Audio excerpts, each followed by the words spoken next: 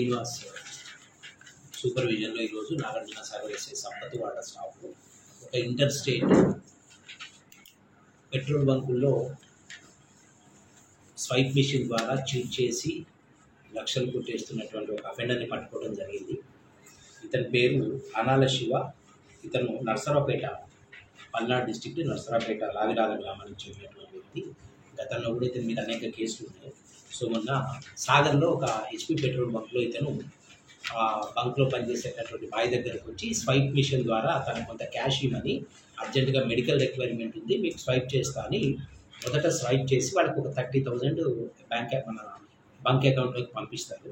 ఆ తర్వాత ఇతనికి తెలిసినటువంటి ఒక టెక్నిక్ ద్వారా వాయిడ్ అనేటటువంటి అప్లికేషన్ వాడి దాని ద్వారా మళ్ళీ ఇతను డిపాజిట్ చేసినటువంటి అమౌంట్ని రిటర్న్ తీసుకుంటే అక్కడి నుంచి వెళ్ళిపోతారు. అట్లా ఒకటే రోజు ఆ బంకులో 2 సార్లు 33,000 ఒకసారి, 31,000 ఒకసారి చేయడం జరిగింది. ఆ తర్వాత బంక్ వాళ్ళకి అనుమానం వచ్చి వాళ్ళు సాగర్ పోలీస్ స్టేషన్లో కంప్లైంట్ ఇవ్వడం, దీనికి జిల్లా ఎస్పీ గారి ఆదేశాలతోటి ఇవి చాలా చోట్ల అయినాయి కాబట్టి ఒక స్పెషల్ టీం కాన్స్టిట్యూట్ చేసి సాగర్ సిఐ శ్రీనివాస్ నాయక్, తర్వాత ఎస్ఐ సంపత్ గారు వీళ్ళ ఆధ్వర్యంలో ఒక స్పెషల్ టీం కాన్స్టిట్యూట్ చేసి అతన్ని ఈరోజు అరెస్ట్ చేయడం జరిగింది. సో ఇతని దగ్గర ఉన్నటువంటి మాకు 2 లక్షల రూపాయల క్యాష్, తర్వాత 6 ATM కార్డ్స్, సెల్ ఫోన్ ఇతని దగ్గర మేము సీజ్ చేసుకోవడం జరిగింది.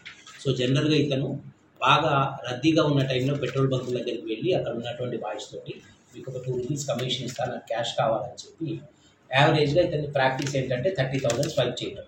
30,000 ముందు స్వైప్ చేసిన తర్వాత వాళ్ళ దగ్గర క్యాష్ తీసుకొని 2% కమిషన్ తోటి వాళ్ళు ఆ బంక్లో ఉన్నటువంటి పెట్రోల్ కొట్టేటటువంటి బాయ్స్ వాళ్ళ మిషన్ అక్కడ స్వైపింగ్ మిషన్ అక్కడ పెట్టేసి వాళ్ళ పల్లె వాళ్ళు ఉన్నప్పుడు మెల్లగా అది యాక్సెస్ తీసుకొని ఆ మిషన్ తోటి వాయిడ్ అనేటటువంటి అప్లికేషన్లో మళ్ళీ ఇతను స్వైప్ చేసినటువంటి 30,000 ఇతని అకౌంట్లోకి మళ్ళీ రిటర్న్ తీసుకుంటాడు.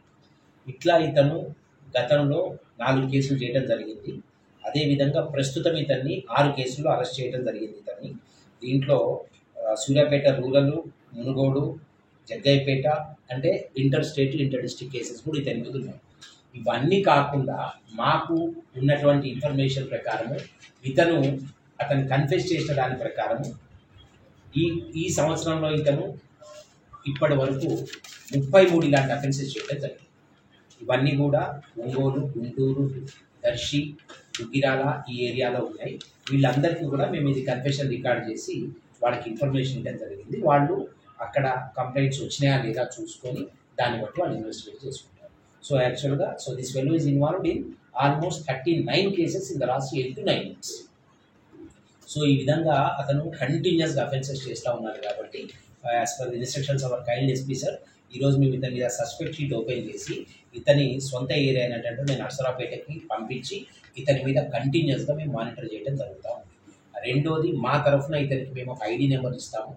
అంటే ఒక పర్మనెంట్ సెల్ ఫోన్ నెంబర్ ఒకటి ఇచ్చి ఆ సెల్ ఫోన్ ఇతను ఆఫ్ చేసినా, మా కాంటాక్ట్లో లేకుండా పోయినా మేము లోకల్ పోలీస్కి ఇన్ఫర్మేషన్ ఇచ్చి ఇతను ఒక అఫెన్స్ చేయడానికి వెళ్తున్నాడు అనేటటువంటి ఒక ఇండికేషన్ మాకు వచ్చే విధంగా కూడా ఇలాంటి వాళ్ళ మీద ఏర్పాటు చేయటం కరెక్ట్ అని మేము దీన్ని కూడా ఆఫీసర్స్ పర్మిషన్ తీసుకొని దీన్ని కూడా చేయవచ్చు.